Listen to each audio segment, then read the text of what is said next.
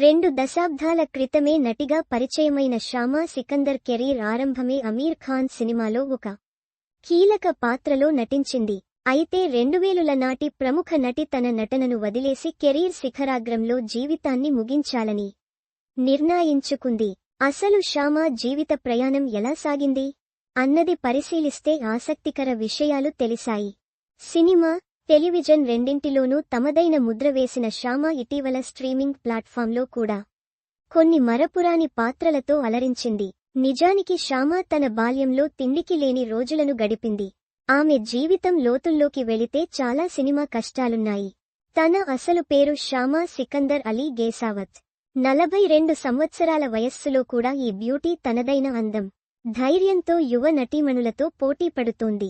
Shama August 4, 1981న Rajasthan మక్రానాలోని దిగువ మధ్యతరగతి కుటుంబంలో జన్మించింది.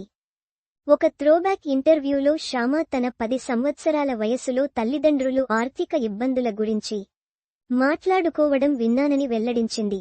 భోజనం కొనడానికి తమ ఇంట్లో డబ్బు లేదని తన తల్లిదండ్రులు కలత చెందిన రోజులు ఉన్నాయని అంది.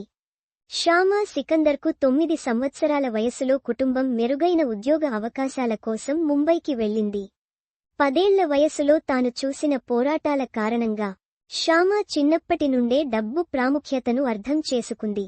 ముంబైలోని Roshan Taneja school of acting నుండి నటనలో గ్రాడ్యుయేషన్ డిగ్రీని పొందింది. 1995లో గ్రాడ్యుయేషన్ పూర్తి చేసిన తర్వాత 1998లో ప్రేమగ్గన్ చిత్రంతో బాలీవుడ్లో తన నటనా రంగ ప్రవేశం చేసింది. కేవలం 17 సంవత్సరాల వయసులో గ్లామర్ ప్రపంచంలోకి అడుగుపెట్టింది. తనదైన అందం, నటప్రతిభతో పెద్ద నిర్మాతలు, దర్శకుల దృష్టిని ఆకర్షించింది. 1999లో ఆమీర్ ఖాన్, మనీషా కొయిరాలాతో కలిసి మన్ చిత్రంలో నటించే అవకాశం లభించింది. ఇంద్రకుమార్ ఈ చిత్రానికి దర్శకుడు. ఇది షామాకు ఒక గొప్ప అరుదైన క్షణం.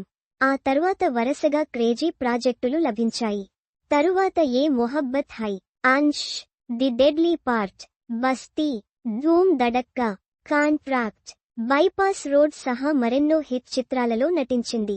నేడు సోషల్ మీడియాల్లో భారీ క్రేజ్ ఉన్న బ్యూటీగా వెలిగిపోతోంది. విదేశీ ప్రియుడు జేమ్స్ మిల్లిరాన్తో ఈ భామ జీవితం హాయిగా, లగ్జరియస్గా సాగిపోతోంది.